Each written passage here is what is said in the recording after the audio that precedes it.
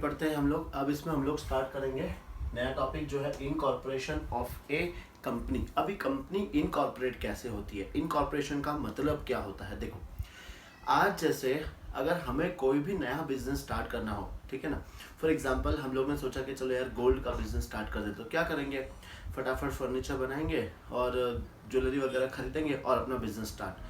ना मुझे किसी का परमिशन लेने का ज़रूरी है, ना कोई रजिस्ट्रेशन वगैरह कोई प्रोसेस नहीं है, डायरेक्टली हम लोग अपना बिजनेस स्टार्ट कर सकते हैं। समझो हमें कोई और बिजनेस सूझा तो हमने रातों रात सामान खरीदा और अगले दिन ही हम लोग ने बिजनेस को चालू कर दिया। तो यहाँ पर कोई भी रूल्स एंड रेगुलेशंस नहीं होता है। किसमें, प्रोप्राइटरशिप वाले बिजनेस में, पार्टनरशिप वाले बिजनेस में ज़्यादा कोई रूल्स एंड रेगुलेशंस नहीं है। लेकिन अगर हमें कोई भी नई कंपनी स्टार्ट करनी है तो हमें एज पर कंपनीज एक्ट ही करना पड़ेगा। हम लोग हमारी मनमर्जी से कुछ भी नहीं कर सकते, ठीक है। तुम लोग हमेशा यह देखना कि मार्केट में एक ही नाम की दो कंपनी पॉसिबल ही नहीं है, लेकिन प्रोप्राइटरशिप में है। प्रोप्राइटरशिप में नाथूराम एंड हलवाई, तो वापस से नाथूराम एंड हलवाई दूसरा भी दोनों नाम से चल सकते हैं, ठीक है ना। लेकिन कंपनी में एक ही नाम से दो बिजनेस नहीं हो सकते, या फिर कह सकते हैं कि दो कंपनी सेम नहीं हो सकती है एक ही नाम से। तो यहाँ पे सबसे पहले देखो क्या क्या स्टेजेस आते हैं वो हम लोग पढ़ेंगे। कंपनी को इनकॉर्पोरेट करने में, रजिस्ट्रेशन करने में क्या क्या स्टेप्स है वो देखते हैं। फर्स्ट है प्रमोशन। अब प्रमोशन का मतलब क्या होता है, फॉर एग्जांपल हम जैसे मेरे दिमाग में आया कि यार एक ऐसी कंपनी बननी चाहिए जो सब लोग को घर बैठे एटलीस्ट कोई भी चीज़ अगर ज़रूरत है तो वो मिल जाए। ऐसी कोई हम लोग कंपनी बनाएंगे जिसमें बहुत फ़ायदेमंद हो और ये ऑल ओवर इंडिया में वर्क करे। तो मेरे दिमाग में आइडिया आया, तो मैं कौन हो जाऊंगा, प्रमोटर, ठीक है। अब प्रमोटर हम अभी मेरा काम क्या, जैसे या तो मैं सिंगल पर्सन हो सकता हूँ या फिर हमने समझो 4-5 जनों ने मिलके डिसाइड किया। तो या तो एक सिंगल पर्सन या फिर ग्रुप ऑफ पर्सन हम लोग क्या करेंगे, हमारा दिमाग में आइडिया आएगा कि नहीं एक अच्छी सी कंपनी स्टार्ट करनी है, तो हम लोग कौन हो जाएंगे, प्रमोटर्स। तो हमारा काम क्या हो गया, it is the first stage of companies incorporation कि हाँ चलो किसी के दिमाग में आइडिया आया और एक नई कंपनी स्टार्ट करनी है। फिर इनकॉर्पोरेशन और registration of a company. Incorporation और रजिस्ट्रेशन का मतलब होता है, जैसे अभी ये तो हमने डिसाइड कर लिया कि कंपनी को बनाना है, अब सबसे पहले क्या होता है, कंपनी का नाम डिसाइड करना होता है। नाम डिसाइड कर लिया, उसके बाद हमें उसका अप्रूवल लेना पड़ता है। अप्रूवल किसके पास से लेंगे हम लोग, तो रजिस्ट्रार के पास से, ठीक है, ध्यान से समझना। रजिस्ट्रार के पास से हमें क्या लेना पड़ता है, अप्रूवल लेना पड़ता है। वो अप्रूवल क्या होता है, फॉर एग्जांपल मैंने कोई भी एक कंपनी का नाम डिसाइड कर दिया, नाथूराम एंड हलवाई, तो मैंने बोला कि नाथूराम एंड हलवाई के नाम से हमें कंपनी बनानी है। तो वो रजिस्ट्रार क्या चेक करेगा कि पहले से ही इसी नाम से कोई कंपनी तो नहीं है, वो चेक करेगा। अगर कोई कंपनी होगी तो हमें वहाँ पे वैसे भी 5 नाम सजेशन में देने पड़ते हैं हमें, कि उसमें से कोई भी एक नाम हमें वहाँ पे मिल जाएगा अगर वो वहाँ पे पहले से नहीं होगा। तो अगर मान लो पाँचों के पाँचों नाम है तो रजिस्ट्रेशन फिर रजिस्ट्रार हमको फिर बताएगा कि भाई ये पाँचों नाम अवेलेबल नहीं है, तुम दूसरा नाम दे दो। फिर इस तरीके से सबसे पहले हमारा क्या होता है, नाम अप्रूवल के लिए जाता है कहाँ पे, रजिस्ट्रार के पास, ठीक है।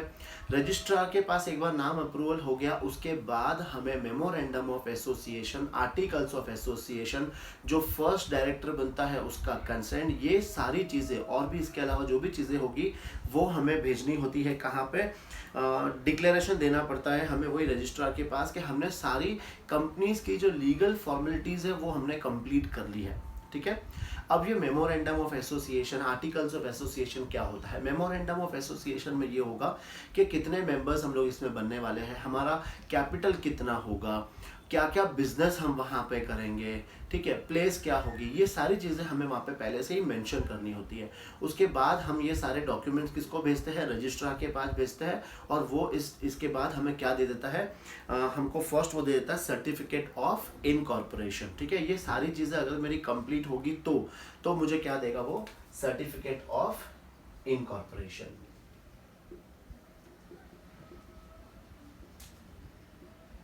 ठीक है। तो ये अपना स्टेज हो गया, यहाँ पे अपने को क्या मिल गया, एक सर्टिफिकेट मिल गया। उसके बाद ही कंपनी एग्जिस्टेंस में आती है, उसके पहले कंपनी का कोई लीगल स्टेटस नहीं है। जब तक कंपनी को सर्टिफिकेट ऑफ इनकॉर्पोरेशन नहीं मिल जाता है तब तक कंपनी का कोई भी क्या बोलते हैं अपन, अस्तित्व नहीं होता है, ठीक है, एग्जिस्टेंस नहीं होता है। फिर नेक्स्ट स्टेज है कैपिटल सब्सक्रिप्शन। कैपिटल सब्सक्रिप्शन का मतलब, अभी कंपनी बन गई। अब कंपनी के बाद हमें कंपनी में क्या चाहिए, कैपिटल चाहिए। तो सबसे पहले देखना, जो प्राइवेट कंपनी होती है, प्राइवेट कंपनी ने अपने मेमोरेंडम ऑफ एसोसिएशन में जितने भी डायरेक्टर्स मेंबर्स वगैरह बने थे, उन्होंने बोला था कि हाँ मैं इतना पैसा दूंगा, इतना पैसा दूंगा। तो वो सब कुछ उनको क्या करना है, कलेक्ट करना है। और अगर पब्लिक कंपनी है तो पब्लिक कंपनी किससे पैसा ले सकती है, पब्लिक से पैसा ले सकती है। तो पब्लिक के पास कैसे जाएगी, ऐसे ही रोड पे निकल जाएगी, भाई पैसा दे दे पैसा दे दे, ऐसा नहीं होता है ना। तो वो लोग क्या करते हैं, सबसे पहले क्या इशू करते हैं, प्रोस्पेक्टस। कौन इशू करता है, ये पब्लिक कंपनी। प्रोस्पेक्टस में क्या लिखा होगा, जो भी कंपनी शेयर्स के थ्रू पैसा रेज करना चाहती है, यहाँ पे लिखा होगा कि हम जो तुम्हारा पैसा ले रहे हैं वो कौन से प्रोजेक्ट में डालेंगे और इन फ्यूचर तुम्हें इस पर कितना रिटर्न्स मिलेगा।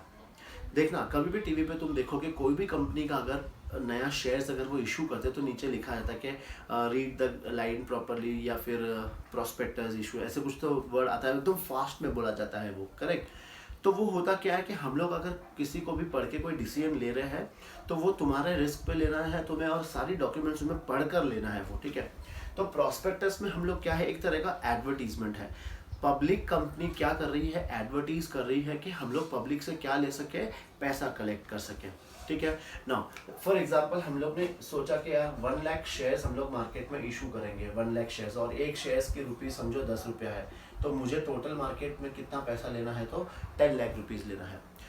तो समझना कि एटलीस्ट 90% हमारे पास सब्सक्रिप्शन आना चाहिए, तभी हम लोग आगे के स्टेज पे बढ़ेंगे, नहीं तो हमारा वहीं पर क्या हो जाएगा, क्लोज हो जाएगा, हमें कंपनी वहीं पे बंद करनी पड़ेगी। मतलब 90% हमें शेयर्स का सब्सक्रिप्शन आ जाना चाहिए। तो ये कैसे होगा, फॉर एग्जांपल कोई नई कंपनी होगी तो उसको तो लोग कोई जानते नहीं होंगे, तो वो लोग किसको अपॉइंट करते हैं, अंडरराइटर्स को अपॉइंट करते हैं। अंडरराइटर्स समझ तो इजी टर्म्स में बोलो तो एजेंट। फॉर एग्जांपल मुझे अभी अपना फ्लैट सेल करना है, तो फ्लैट सेल करना है तो मुझे थोड़ी पता है कि मार्केट में किसको खरीदना है, तो हम लोग क्या करेंगे, एक एजेंट को पकड़ेंगे। वो एजेंट क्या करेगा, मेरे बिहाफ पर ढूंढेगा कि हाँ किसको किसको फ्लैट की जरूरत है, तो वो फिर पकड़ के मेरे पास लाएगा और वो अपना बीच में क्या ले लेता है, कमीशन। तो वैसे ही जो भी नई कंपनी आती है, देखो पुरानी कंपनी को तो जरूरत नहीं है क्योंकि पुरानी कंपनी ऑलरेडी सबको जानते हैं। फॉर एग्जांपल रिलायंस अगर आज शेयर्स लेके आती है तो उसको कोई प्रमोशन, ठीक प्रोस्पेक्टस तो इशू करना ही पड़ेगा, लेकिन एडवर्टीजमेंट थ्रू अंडरराइटर्स के लिए जरूरी नहीं है। लेकिन जो न्यू कंपनी होती है उसको अंडरराइटर्स को अपॉइंट करना होता है, और वो लोग क्या करते हैं, कंपनी का शेयर्स को मार्केट में सेल करते हैं, ठीक है, और उसके बदले उनको क्या मिल जाता है, कमीशन मिल जाता है। तो हमें एटलीस्ट 90% हमें सब्सक्रिप्शन करना पड़ता है विद इन प्रिस्क्राइब टाइम, जो भी टाइम लिमिट दिया होगा उसी टाइम के अंदर अंदर हमें हमारा प्रॉस्पेक्टस जो भी शेयर्स का है वो पैसा आ जाना चाहिए। और अगर हम लोग 90% हम लोग नहीं कलेक्ट कर पाए तो जितना भी पैसा हमारे पास आया था वो विद इन 15 डेज 15 डेज हमें वो पैसा उनको वापस रिटर्न करना पड़ेगा, ठीक है। और ये पैसा हम कैसे कलेक्ट कर सकते हैं, कैश में बिल्कुल भी नहीं, या तो चेक या फिर कोई अदर इंस्ट्रूमेंट जैसे डीडी के थ्रू हो गया, डिमांड ड्राफ्ट वगैरह हो गया, वैसे ही हम लोग दे सकते हैं, कैश में अलाउड नहीं है। तो समझ में आया कि हमें प्रॉस्पेक्ट इशू करने के बाद 90% हमारे पास सब्सक्रिप्शन आ जाना चाहिए, और 90% नहीं आता है तो with in 50 days of issue हमें वो पैसा वापस से उनको दे देना पड़ेगा, ठीक है। ये हो गया। अब इसके बाद हमारे पास पैसा आ गया, मिनिमम सब्सक्रिप्शन हमने कलेक्ट कर लिया, और ये जो भी मिनिमम सब्सक्रिप्शन है ये कौन गाइड करता है, तो SEBI, security and exchange board of India.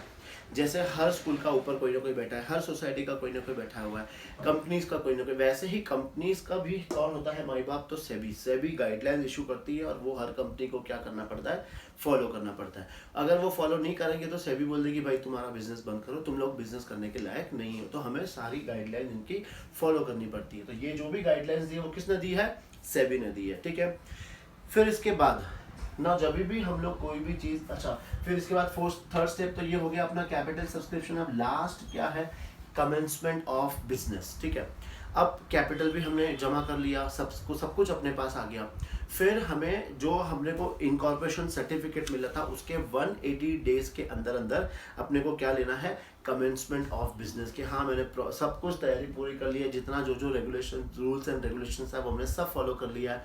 तो विद इन 180 डेज हम लोग को क्या मिल जाएगा, कमेंसमेंट ऑफ बिजनेस, ये हमको सर्टिफिकेट मिल जाएगा। उसके बाद हम लोग बिजनेस स्टार्ट कर सकते हैं, उसके पहले हम लोग बिजनेस स्टार्ट नहीं कर सकते, उसके बाद ही हम लोग अपना बिजनेस स्टार्ट करते हैं। फिर ये सारे प्रोसेस में अपने जो भी खर्चे होते हैं ये सारे प्रोसेस में, तो उसको हम क्या कहते हैं, प्रिलिमिनरी एक्सपेंसेस। कौन सा खर्चा होगा ये, प्रिलिमिनरी एक्सपेंसेस ना। ये प्रिलिमिनरी एक्सपेंसेस जैसे हम लोग ने किसी को कमीशन पे करा, हम लोग ने शेयर इशू करने के टाइम पे जो खर्चे हुए, प्रॉस्पेक्टस बनाने में जो खर्चे हो गए, वो सारे खर्चे मेरे कौन से होंगे, प्रिलिमिनरी एक्सपेंसेस, मतलब कंपनी स्टार्ट करने के खर्चे। इसको हम लोग बाद में क्या करेंगे, राइट ऑफ कर देते हैं। किसके सामने, जो अपना सिक्योरिटी प्रीमियम है उसके सामने हम लोग इसको राइट ऑफ कर देते हैं। ठीक है, तो ये है सिंपल सा प्रोसेस, तुम्हें समझना है अच्छे से कि कंपनी इनकॉर्पोरेट कैसे होती है, कब अपना बिजनेस स्टार्ट कर सकती है, कब इसको सर्टिफिकेट ऑफ इनकॉर्पोरेशन मिलता है। ठीक है, क्लियर।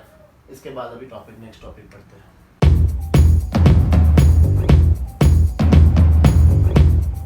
अब नेक्स्ट टॉपिक है हमारा share capital of a company. देखो, हम लोग ने जब प्रोप्राइटरशिप पढ़ा था 11th में, और 12th में अभी जो हम लोग ने पार्टनरशिप पढ़ा है,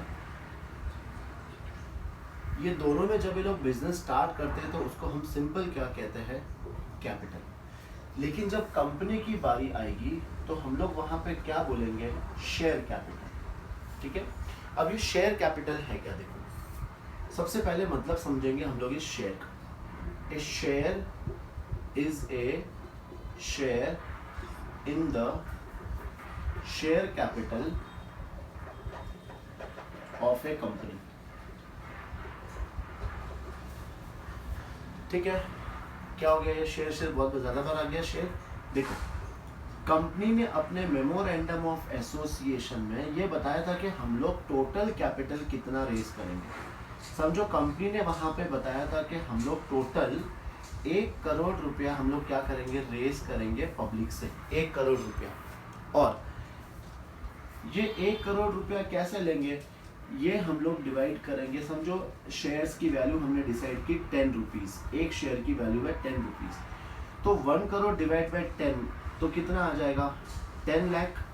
तो ये 10 लाख क्या आ गया, शेयर्स आ गए, 10 लाख शेयर्स आ गए। तो ए शेयर, सबसे पहले ये शेयर कौन सा है, जो हम शेयर का डेफिनेशन पढ़ रहे हैं, ए शेयर इज ए शेयर। ये शेयर कौन सा है, एक पार्ट, हिस्सा। इसको हम लोग क्या बोलेंगे, एक पार्ट। किसका पार्ट है, शेयर कैपिटल का एक पार्ट है। मतलब जैसे यहाँ पे मैं बोलूँ कि एक शेयर इज इक्वल टू ₹10, मतलब जो एक शेयर है वो शेयर कैपिटल का क्या है, एक पार्ट है। समझ में आया, a share is a share in the share capital of a company ना। ये जो कंपनी डिसाइड करती है इसको हम लोग क्या कहते हैं, फेस वैल्यू और नॉमिनल वैल्यू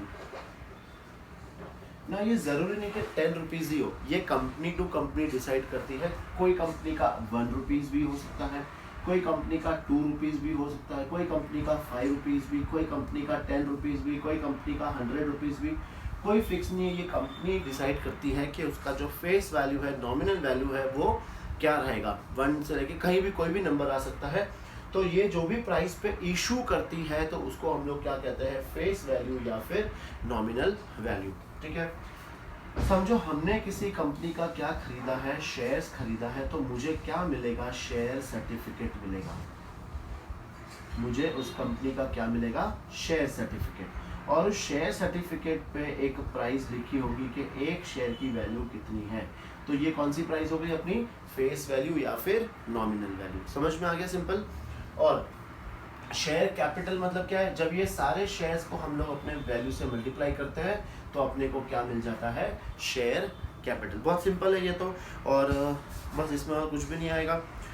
और जो भी, हाँ एक और चीज़ हम लोग पढ़ेंगे, जो भी ये शेयर खरीदता है उसको हम लोग क्या बोलते हैं, ही becomes share holder of a company. ठीक है, share holder of a company, या फिर हम कह सकते हैं कि वो क्या बन गया, इस कंपनी का मेंबर बन गया है। ठीक है, वो इस कंपनी का मेंबर बन गया है। अब आगे हम लोग पढ़ेंगे कि शेयर्स कितने टाइप्स के होते हैं और उसमें भी क्या क्या टाइप्स के होते हैं, वो सब पढ़ेंगे। फिलहाल समझ में आ गया कि शेयर्स का मतलब क्या होता है। शेयर मतलब शेयर कैपिटल का एक पार्ट। ठीक है, चलो नेक्स्ट देखते हैं।